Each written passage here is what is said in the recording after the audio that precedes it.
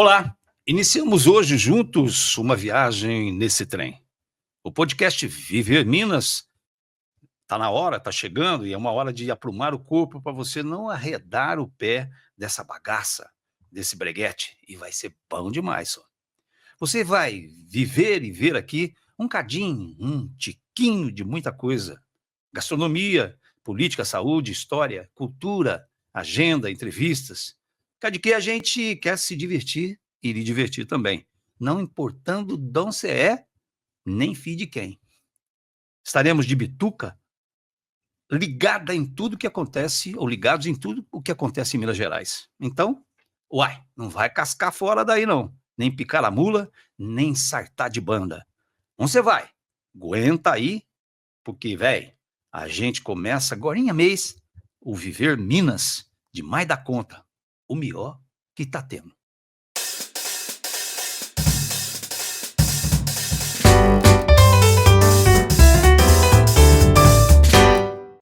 E para a gente começar o Viver Minas, estou aqui com o Luiz.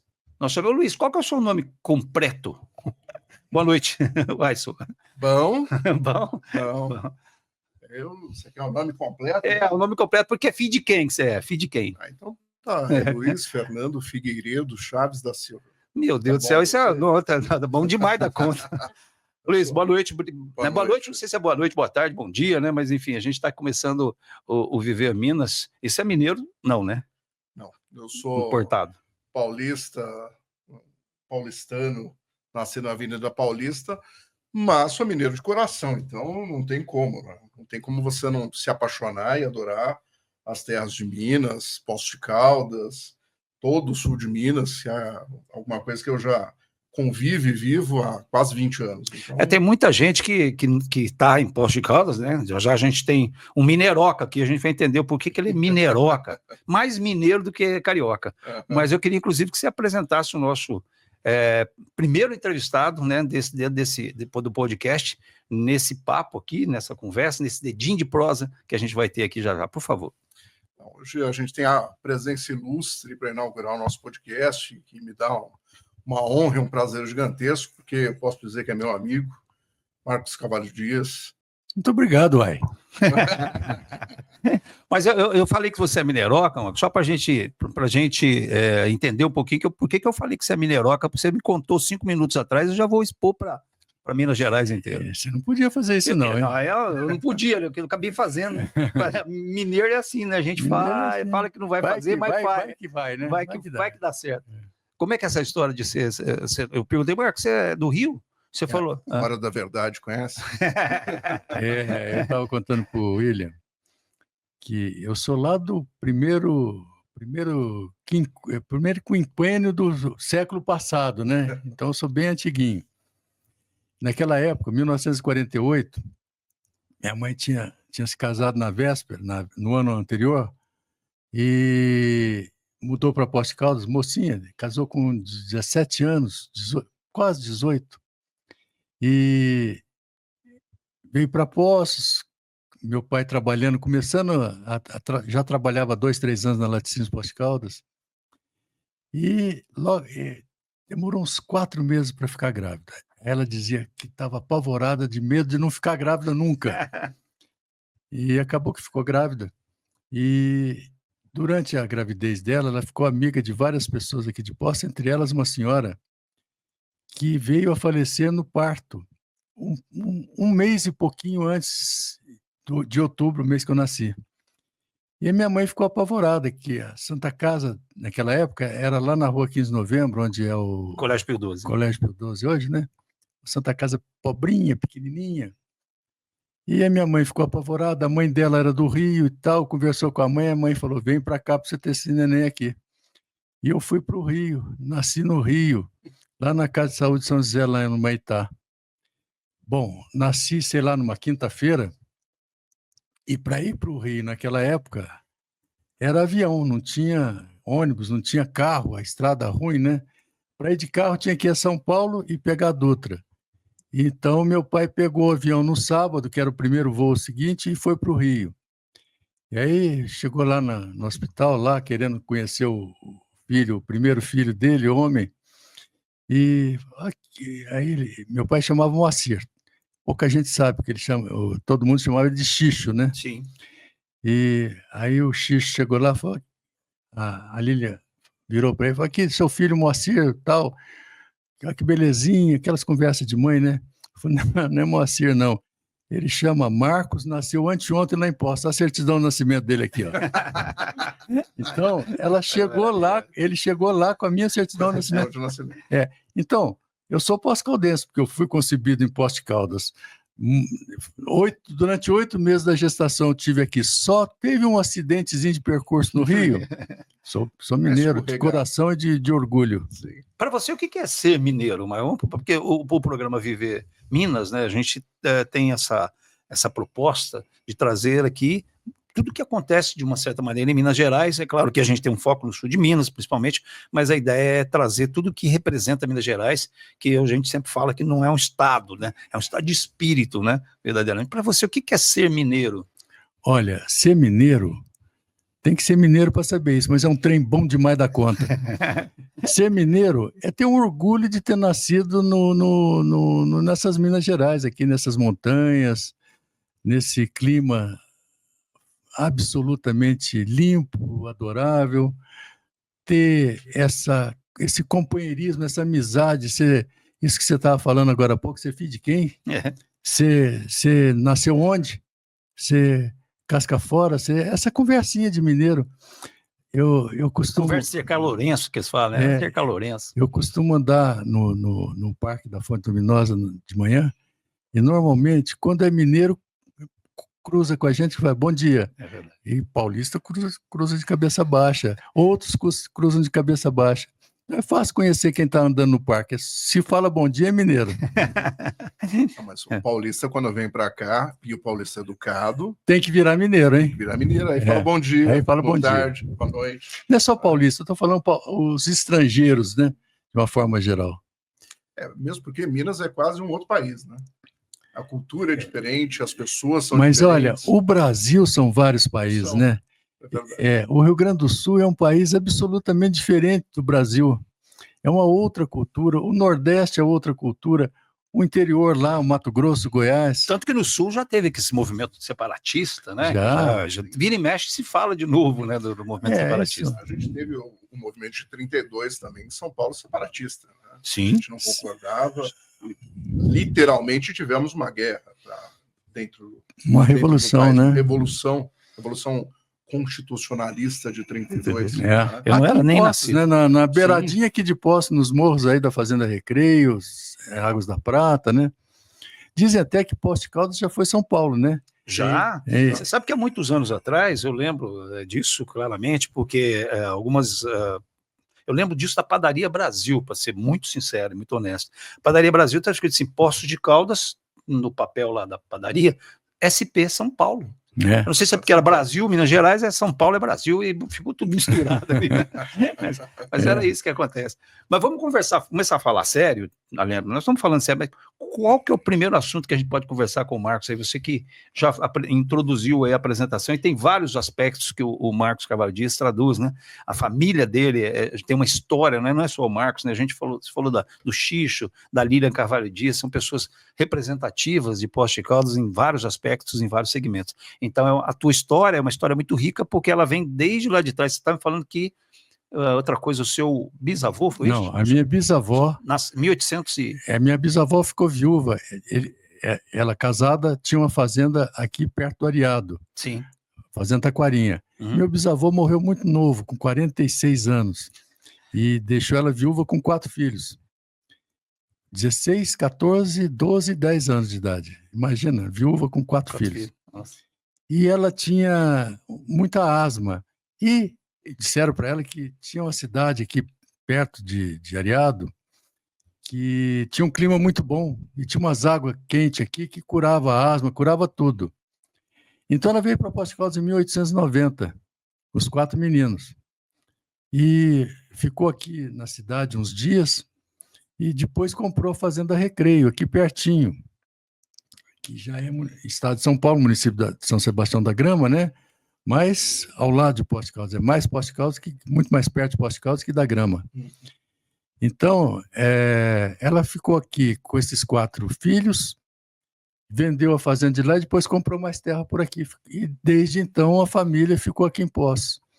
E olha como é que é interessante essa história, porque se você, hoje, né, o Marcos Carvalho Dias, uma das funções dele é a questão de estar aí coordenando todos os trabalhos da Citur, que é essa concessionária do turismo local. E se você pensar nas várias fases do turismo em Poços de Caldas, a primeira fase é o turismo da cura, que você estava dizendo, né, que as pessoas vinham para cá, no caso, em questão que você falou, vinham para cá para se curar, que foi a primeira fase, né, do turismo de Poços, foi o da cura, depois veio o dos cassinos e o terceiro da lua de mel, né? E agora, talvez um quarto turismo com a turismo Citur. real, né? Turismo, com uma outra fase que você falou que revolucionou, que foi o turismo real. E aí dá para linkar mesmo com o Marcos por outra coisa. O Marcos é o provedor da Santa Casa, ou seja, a Santa Casa, que é a excelência que a gente tem em medicina aqui, a gente brinca que é melhor a gente ir para a Santa Casa do que qualquer outro hospital particular aqui na cidade, é devido ao Marcos, à administração do Marcos. Não é não.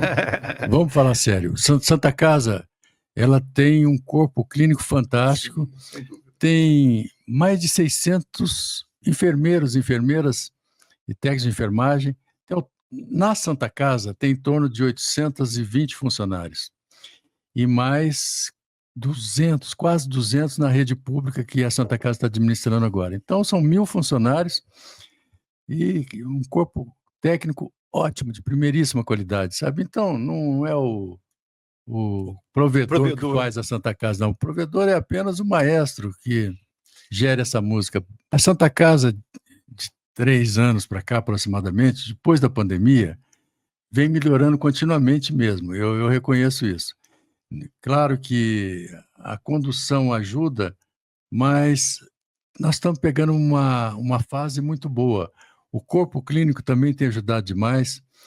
E qual que é o grande mistério da Santa Casa? Santa Casa é SUS. 97% do atendimento da Santa Casa é SUS. SUS, normalmente, é conhecido, paga mal. O SUS paga mal por procedimento. Sim. Agora, qual que é o grande mistério? Trabalhar demais, fazer muita coisa. É a quantidade, né? É a quantidade. E fazer muita coisa com resolutividade, com eficiência e com um bom resultado. Eu vou te dar um exemplo. Em 2021, a Santa Casa fazia em torno de 60 cirurgias mês. E considerava que quando dava 60 era muito bom. Tinha mês que dava 30, 35, 40, até 60. Hoje em dia a gente faz 600, 700 cirurgias por mês. Segunda-feira passada, agora fizemos 51 no dia. 51 procedimentos no dia. Então isso é um espetáculo. Hoje, no sábado, fez um mutirão lá, fez mais de 100 exames de imagem no sábado. Então, estão trabalhando, estão produzindo, e aí recebe, e aí fatura, e aí consegue pagar os custos e ter até um lucrinho. Ano passado, nós fechamos o balanço com 1.054.000 de lucro, quer dizer, não é um lucro substancial, mas é um lucro. Em 2021, o prejuízo da Santa Casa era R$700 mil por mês.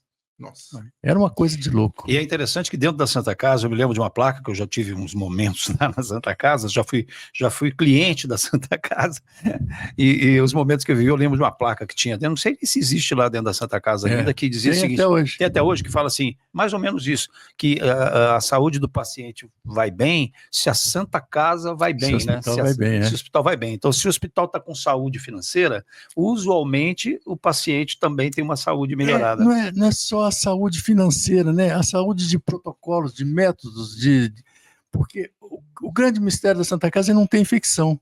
A infecção hospitalar mata, né? Sim. E nós estamos conseguindo. Teve um programa do Einstein que chama PROAD e que fez em vários hospitais do Brasil sobre a diminuição de número de infecção dentro da UTI. Santa Casa ganhou o primeiro lugar. Abaixou a infecção hospitalar da Santa Casa de um nível tal que chegou a 0 muitos e muitos meses seguidos.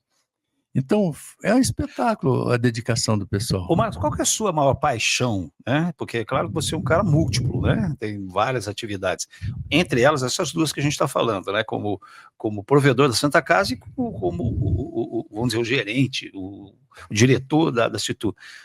É mais fácil, ou é melhor, ou você gosta mais de qual das duas funções? O que te traz mais paixão? Ou é a fazenda, talvez? Rapaz, é fazenda. Não, você sabe o que é? Eu sou um homem de muitas paixões. Eu não. Então eu não posso trair alguma dizendo que aquela é a maior. Eu gosto da Santa Casa, eu gosto da Citura, eu gosto da CADAP, eu gosto da minha esposa. Da minha família toda, da minha esposa, dos meus filhos, dos meus netos. Tem 5 netos. Olha que beleza. Então, agora, deixa eu aproveitar e puxar um assunto, já que você tem todas essas paixões. Eu sei que uma delas é o turismo, e eu vejo com muita maestria o que está acontecendo aqui na cidade. Essa semana eu estava fazendo um podcast com o Rodrigo, que é o vice-presidente da FIENG, né? Rodrigo Batista. Isso, presidente do Sindicato da Construção. E nós estávamos falando exatamente aqui sobre como era Poços, o que mantém Poços hoje. A gente teve uma época dos cassinos, a gente teve uma outra época de turismo, depois a gente teve uma época da mineração, né? Quando a Alcoa veio para cá, quando você começou com a mineração, número grande de empregos que eram gerados, e hoje você está num paradigma, né? A gente pode trazer de novo o turismo, né? Para quem não conhece, Poços de Caldas era conhecida como a cidade da lua de mel, das camas tortas, né? Mas hoje já não é mais, né? E ao mesmo tempo... Dizia-se, inclusive, que era, eu não vou falar isso, porque mineiro não gosta dessas coisas, mas dizia que era o cemitério das virgens, mas eu não vou mencionar isso. É verdade. E você tinha esse... Naquele tinha tempo. Tinha o quê? Cemitério ou virgem? Não entendi. Virgem após casamento. Aí o que acontece? Você tinha algo muito pujante, né? E eu acho que Poços está na hora de começar a pensar o que quer fazer nos próximos 30 anos. Tá? Realmente se colocar como um destino de turismo nacional e internacional, pender para alguma área, por exemplo, de tecnologia, de grande tecnologia, tá? Ou se colocar como algo de indústrias de ponta, tá? Trazer as indústrias de ponta para eletrônicos de grande valor agregado. Ou as três coisas.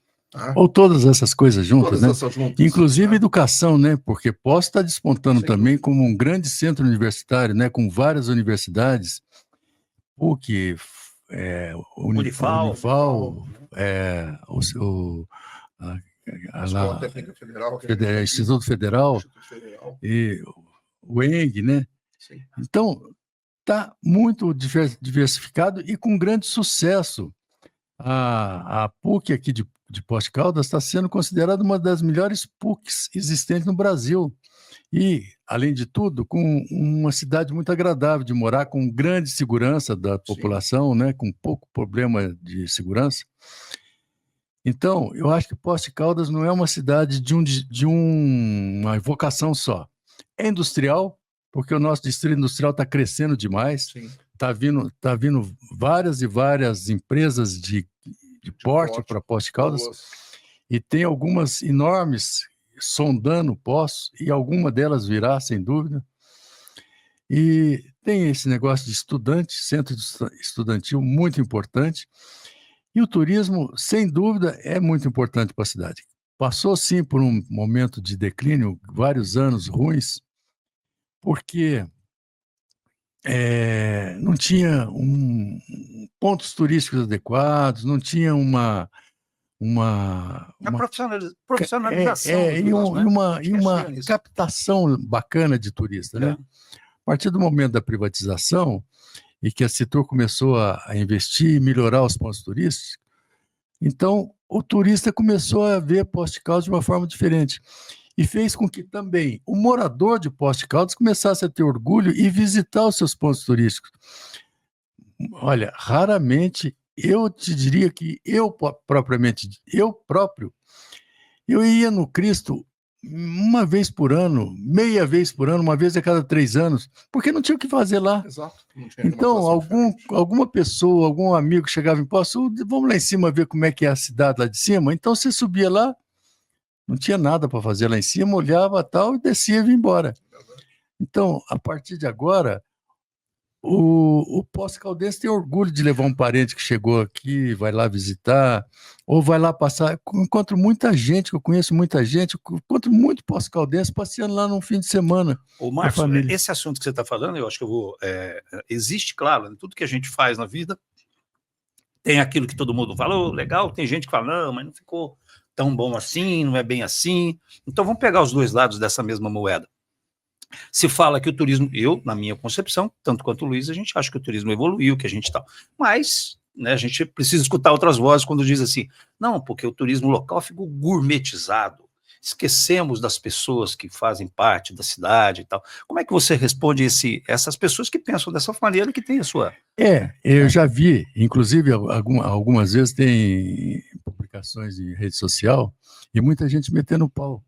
Sim. Né? Que é caro, que é isso, Cara, que aquilo, não não consegue se viu frequentar, cobrar. Bom, em primeiro lugar, Hum. é meio falácia isso, porque nenhum Poço Caldense paga entrada nos pontos turísticos. É de graça, sabe? Paga pelo uso. Ou seja, se você subir a Serra do Cristo a pé, ou de bicicleta, você não paga nada. Você paga se você for usar o estacionamento, você paga se você tomar um café, você paga se comprar algum souvenir, se você usar a tirolesa, se você usar o teleférico. Então, paga pelo uso dos equipamentos.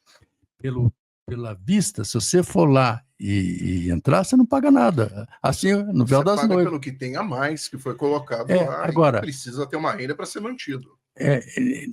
Não existia nada disso. Exato. Não existia banheiro limpo. Sim. Não existia papel higiênico nos banheiros. Não existia uma água, um copinho de água para tomar.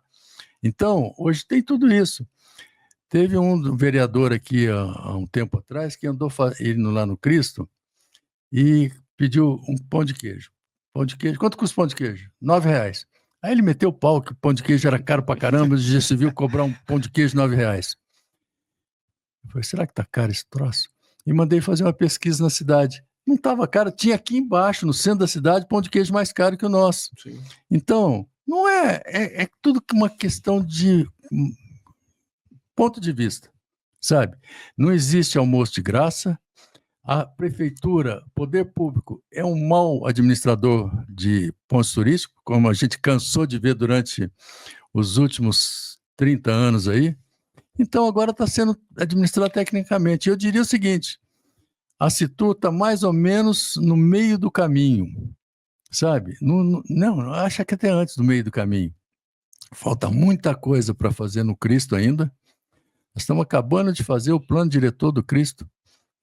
Tudo que está feito no Cristo ainda é o começo, ainda tem muita coisa para fazer no Cristo. Quais são essas muitas coisas? Você podia adiantar para a gente? Você vai ver com o tempo, você é moço. Calma, eu já ouvi falar várias coisas, né? Que aquele lugar astronômico lá, né? De observatório astronômico vai voltar. Eu já ouvi falar que vai ser colocado uma roda gigante, que é bem gigante. Você sabe mesmo. Que a gente tinha vontade de pôr? Mas sabe o que impediu? O Luiz sabe bem dessa história. O vento. O vento. O vento. O vento lá no alto é tão grande que é uma temeridade colocar uma roda gigante lá. Questão de segurança. Né? Por questão de segurança. Então, você já pensou se lá em cima da roda gigante o negócio começar a balançar? Mas dá para botar a roda gigante em outro ponto turístico. E é isso que nós estamos pensando. Então você está sabendo de coisas que eu não estou sabendo, né? Eu tô. Eu sou cúmplice do Marco. Mas nós estamos agora... terminando é meio muito, mas estamos trabalhando fortemente no recanto japonês. O recanto japonês é um recanto. Sim. Não vai ter grandes coisas para fazer lá, a não ser contemplar. E a casa de chá, né? Você sabe o que é a casa de chá? Diga para mim, o que você acha que é a casa de chá? Bom, quando eu ia na casa de chá, a casa de chá, assim, para mim, eu não via muita graça, mas muita gente que conhece a cultura achava aquilo muito interessante. Para mim era um local que você entrava lá dentro, o chá não tinha direito, tinha umas coisas de Né, eu Mas ficava realmente muito chateado quando eu estava lá e não via muita coisa. Sem tomar o chá. Sem tomar chá. Mas é isso que acontece. A casa de chá, ela foi mal vendida para a população. A casa de chá é um lugar de fazer a cerimônia do chá, que é uma cerimônia japonesa, tradicional do Japão, que leva 2, 3 horas para fazer. É um cerimonial ritual, japonês. né? Um ritual. E que não é toda hora que tem, sabe? E que só toma o chá os participantes do ritual. Se eu estiver visitando lá, eu não tomo esse chá. Então, a casa de chá é um negocinho bonito, tal, que é para olhar. Vez ou outra vai ter uma cerimônia de chá lá, mas não é um negócio para ter frequente. E você estava falando do Recanto, como tornar o Recanto japonês um lugar um pouco mais, vamos dizer, mais atraente? Então, nós estamos fazendo todo um trabalho paisagístico, desde chão, removemos todo aquelas pedras que tinha no chão, então fizemos um piso que possa, na grande maioria do percurso, ser permitido para PCDs, para cadeirantes. Então, permitia à população que tenha problemas físicos, até idosos, de andar mais no Recanto. E contratamos uma empresa japonesa que veio aqui, fez todo o planejamento da poda e da arrumação das árvores do Recanto japonês para voltar a ser uma árvore japonesa, que não era mais, já tinha descaracterizado, perdeu totalmente a forma daquele jardim japonês. Então, a vegetação está sendo recompõe muito rapidamente. Eu tenho aquela, se não me engano, bonsai, né? Bonsai. Bonsai é quando tem em vaso, né? Mas tem muita árvore lá que já está com arzinho de japonês. Antigamente era bom sair de lá, agora é bom entrar, talvez. Vamos ficar. Então, não é bonsai, é bom agora, entrar. Estamos construindo lá, aumentamos bastante aquele laguinho que tinha lá, vamos fazer um belo lago de carpas.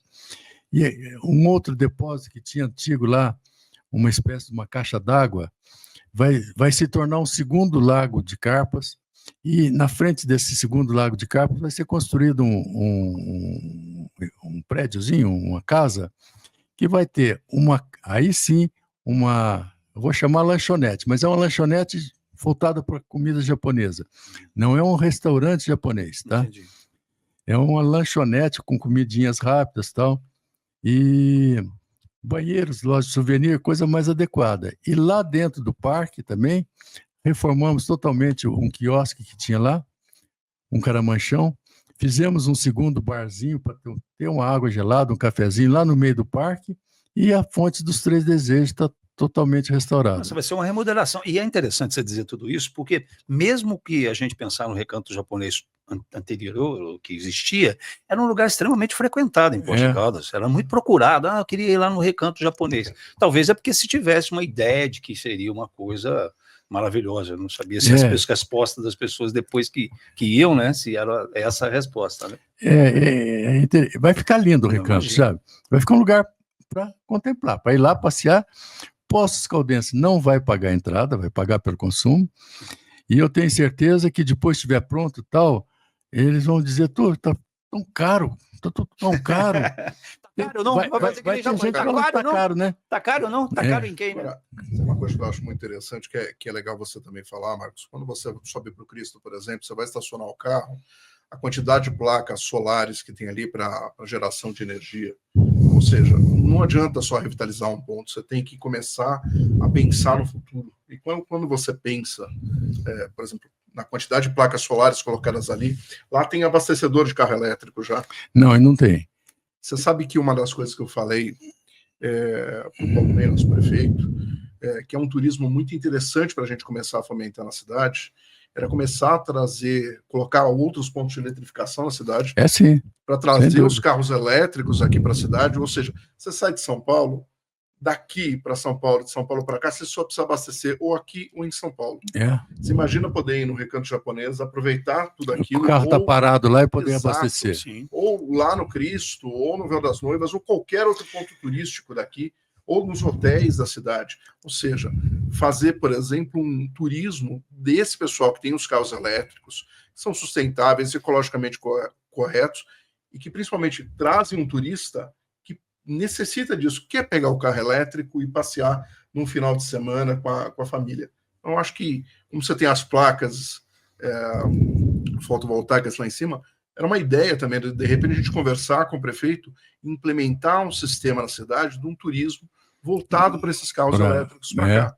Você sabe que aquelas placas nós instalamos lá, e elas são suficientes para fazer com que o teleférico seja autossustentável. É o primeiro teleférico que eu conheço, do Brasil certamente, não sei do mundo, mas que é totalmente, pode ser tocado pela energia elétrica, fotovoltaica. Maravilha. Nós temos, claro que tem energia elétrica, é interessante, pouca gente sabe, mas o normal dessas placas aqui no Brasil é que a gente produz energia elétrica, injeta no DME e depois compra energia do DME como qualquer consumidor. Sim. E aí o DME automaticamente faz o balanço do que ele comprou da gente que ele está vendendo para a gente. Aliás, as pessoas não lembram, mas Poços de Caldas é autossuficiente. Água, esgoto e energia. Nós produzimos a nossa própria energia. O tratamento de água, tratamento de esgoto. Poucas pessoas sabem disso. Poços de Caldas já é uma cidade sustentável por si só, porque a nossa energia ela é própria e totalmente de PCHs.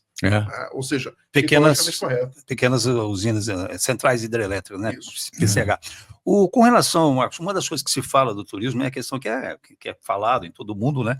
É que a indústria sem chaminés. E uma das características importantes é a geração de empregos. Queria saber de você, assim, como é que a Citur gerou mais empregos em Poços de Caldas com essas iniciativas? Olha, eu tenho certeza que hoje tem mais de 500 pessoas empregadas direta e indiretamente na Citur. Porque só funcionários e colaboradores da Citur são um pouquinho mais de 200 hoje. Agora, tem todos os parceiros dos pontos turísticos, tem os fornecedores das coisas para a Citur, e tem os prestadores de serviço turismo na cidade, guias, pessoal das vans, motoristas, guias, etc. Eu tenho certeza que só essa geração de emprego nesses 2 anos subiu mais de 500 Uma pessoas. outra coisa que se fala muito quando a gente fala dessa profissionalização do turismo local ainda a gente fica falando isso porque isso é recorrente, né? Sempre se fala da questão do aeroporto em Poços de Caldas, porque se você tem um turismo um pouco mais forte, a ideia é que as pessoas possam vir para Poços de Caldas de avião. E isso sempre se fala, mas parece que isso não vinga. Você ainda tem... como é que está isso? Se é que você tem contato com o pessoal lá que trata desse assunto na prefeitura? Como é que está essa história, Marcos? Você vê que você começou esse podcast falando do meu nascimento no Rio, né? E pela primeira vez eu cheguei em Poços um mês depois de nascido, de avião. Porque naquela época o principal meio de transporte era o avião. E tinha mais de 1, 2, 3 companhias que faziam Poços de Caldas, Rio, São Paulo. E isso se perdeu com o tempo. Mas eu acho que volta, viu? O Poços de Caldas, por si só, não é mais um destino aéreo. Porque as estradas melhoraram demais. E se você pensar que você vai pegar um carro e sair daqui para São Paulo, você leva 3 horas. Tá certo? Sim. Na média. E se você for pegar um avião para ir para São Paulo, você leva quase isso. Porque você tem que sair mais de 1 hora antes de casa, ir para o aeroporto, esperar o avião chegar, pegar o avião, chegar no aeroporto de São Paulo, pegar o táxi em São Paulo e ir para o teu destino. Então, quase que empata em tempo.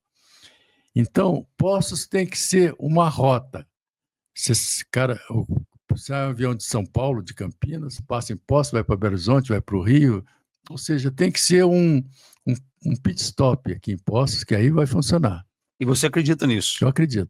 E iria melhorar demais tanto a parte de serviços, indústrias e turismo de Poços de Caldas. Porque o que se ouve dizer também é que a altura do aeroporto, a altitude do aeroporto, não permite muita coisa em relação a essa questão dos voos. Eu não sei até que ponto isso interfere, né? Aí eu vou discordar de você. Na Você já vai falar dos OVNIs, né? Porque o Luiz, vocês não sabem. Sim, Ele tem a ver com os discos voadores. Daqui um dia a gente vai falar sobre isso. Ele acredita em totalmente disco voador. Ele foi abduzido. As pessoas não sabem, mas ele está aqui. Eu não sei se eu fui abduzido ou seduzido, ainda estou na dúvida. Mas comenta a respeito do aeroporto. Não, do aeroporto, eu estava com um grande amigo meu, o ex-diretor-geral da Infraero, e, na verdade, o aeroporto daqui, ele, por estar numa altitude superior, ele economiza combustível quando você pousa e quando você decola. Exatamente o contrário. A altitude daqui facilita, ajuda você a economizar combustível. E eu acho que Poços pode ser um hub, não só de passageiros, mas de carga. Se você tem um hub de carga aqui, de produtos com alto valor agregado, chips, microcomponentes, LEDs, uma série de outras coisas, facilita muito você trazer para cá. E você poder exportar daqui via avião produtos mais sensíveis e mais delicados, certos tipos de frutas, certos tipos de perecíveis, flores. Pouca gente sabe também, nós somos quase a segunda maior Ulambra que tem, ou seja, produtores de flores que você tem aqui na rota para Andradas é gigantesca. Né? Então, se você pode ter a rota aqui de avião para você fazer os aviões de carga para sair com isso, imagina eu tirar a flor daqui, recém-colhida, e fazê-la chegar no Rio de Janeiro, na Europa, em qualquer outro lugar. E quando a gente fala de avião, já me lembrei de outro meio de locomoção também muito falado em Poços de Caldas, é a questão do trem. Né? Não é OVNI, não. OVNI, a gente vai ter uma rota de OVNIs aqui para Poços de Caldas. Você que está assistindo esse podcast, viaja na maionese, assim como o meu amigo Luiz vai ter uma rota de OVNIs aqui. Mas fora isso, a gente pode falar do trem turístico, que é uma situação que sempre se comenta. Além do avião, que você acredita que nós vamos ter um aeroporto um pouco mais frequentado, você acredita que o trem turístico possa voltar, mano? Acredito. Também. Acredito. Aqui nós temos homens que acreditam em OVNIs, homens que acreditam em Uai, nós estamos em Minas. Tem que acreditar em trem, ué. Trem. Varginha tem OVNI, ué. É só sei lá para poder ver. Pertinho daqui. Daqui a pouquinho. Você acredita, então, que o trem turístico possa ser uma realidade daqui a algum tempo? Passeio, né? Passeio. Daqui para Águas da Prata, pode ir até Guaí. Vocês teriam interesse, já que a Citur também já está explorando isso, de tentar, talvez, auxiliar esse processo ou participar efetivamente disso? Auxiliar, sim. Participar, não. Não. Participar, eu acho que nós já estamos chegando no nosso limite de atenção, sabe? A concessão de vocês é por 35 anos, é isso? 35, podendo ser prorrogada por 5, então seria 40, e podendo ser renovada mediante novo edital, que a gente, não sei se eu vou estar com muita saúde até lá, mas... A tua família tem gente que 100 e tantos anos. 76 com mais 30, vai dar 107. Até lá. Não, até lá isso é fácil. Você sabe que eu estava contando para o William antes daqui, essa semana agora, no sábado que vem, eu tenho um casal de tios que vai fazer uma festa para os parentes de 100 anos dos dois. Ou seja, a festa dos 200 anos. 200 anos, né? 200 anos. Meu tio Ernesto e minha tia Augusta, irmão do meu pai. Como é bom a gente viver hoje, a gente consegue esticar com boas práticas, com saúde, esticar a idade nossa, a gente poder viver mais. Isso é fantástico. Inclusive, viver mais é um quadro, viver bem, né? A gente vai ter um quadro aqui sobre saúde, né? Que a gente vai estar falando sobre isso também. Ô, Marcos, a gente está quase chegando. Ô, William, mas viver bem é viver Minas, né? Tá vendo? Nós temos um garoto propaganda aqui, aqui a Viver Minas. Ô Marcos, só para uma das suas atividades e até da sua família, a questão de fazenda e tal. E aí também, né, o Luiz é da praia dele também, do 888 aí. Poços de Caldas, a gente não fala muito que Poços de Caldas tem, assim, um agrobusiness. Isso é verdade ou não é? Poços de Caldas é uma cidade muito agrícola, porque você falou, Poços de Caldas é industrial, é isso e aquilo, mas de agricultura, nós estamos também representados? Olha, tá sim, sabe? Porque Poços de Caldas é muito eclética do ponto de vista de agricultura. Tem uma cafeicultura bastante importante e com muita qualidade. A cooperativa de café de Poços de Caldas já foi muito mais importante do que é hoje. A cooperativa de Guaxupé assumiu a importância regional muito maior. É a maior do mundo. É a maior do mundo e uma ótima cooperativa. Sim. Mas o café produzido aqui em Poços de Caldas, que conseguiu registrar a denominação café de origem vulcânica. É um café de altíssima qualidade porque é produzido em altura, mas em altitude, né? Mas é um café caro, porque é muito trabalhado à mão, não tem máquina. Mas a bebida do café daqui da região é muito boa. Há muitos anos atrás, tinha um empresário que colocou um helicóptero para fazer a pulverização. Eu não lembro desse. Ele lembra desse? Lembro, Parece que o nome dele era Marcos Carvalho Dias. Não, eu lembro da agência que fez a propaganda pra gente, chamava House. Pronto, tá vendo como é que mineiro é? Mineiro não deixa nada barato. Mas naquela época, café estava bom, com preço bom como está hoje, e nós queríamos fazer uma pulverização diferente e mais rápida, porque pulverizar café na montanha com bombinha nas costas era muito complicado, né? Então inventamos essa história de fazer pulverização com helicóptero. Hoje faz com um drone, com muita facilidade. Mas há 25 anos atrás, mais ou menos, não, William? Mais ou menos. Não mais, uns 27. 27, 28 anos atrás. Eu não sei, eu não era nascida nessa época. William? Ele já tinha cabelo. Não, eu não era. Luiz, acho que a gente, né, o Marcos nos presenteou aqui, aliás, o primeiro entrevistado do Viver Minas, né, o primeiro programa e também o primeiro quadro, que é esse Dedinho de Prosa, feito pelo Marcos. Acho que a gente, usando um jargão popular aí, a gente abriu com chave de ouro, já que o Marcos tem não só a história do Marcos Carvalho Dias, mas a história da família dele com Poços de Caldas, com essa representatividade mineira que se tem aqui, né, desde a Danone, que a gente podia fazer um programa só para falar sobre isso, mas eu acho que é importante a gente registrar e agradecer a tua presença aqui. Agradecer e pedir para você voltar a contar outras histórias. Como eu disse, o Marcos é uma enciclopédia daqui, uma enciclopédia Poços Caldenses, e eu acho que você tem muita história legal para contar e para a gente deixar gravadas essas histórias, né? Eu acho que isso é importante. Sabe o que é? Como eu estou por aí há 76 anos, a gente vai acumulando história, né? E, graças a Deus, com a memória ainda ativa, vai somando historinha, né, dentro da cachola, né, William? Mas eu que agradeço o convite, muita honra em estar aqui no primeiro programa. Espero que esse programa tenha muito sucesso e vamos fazer o seguinte, eu volto no número 100. Tá combinado, tá marcado. Tá. Já tá combinado. Fechado. No número 100, então, aguarda aí, número 100, a presença do Marcos Carvalho. Fechado. Obrigado. Obrigado, viu, Marcos, pela sua presença. Eu que agradeço. Grande abraço, William, Luiz. Obrigado. Já a gente continua aqui no Viver Minas e tem muita coisa ainda para acontecer.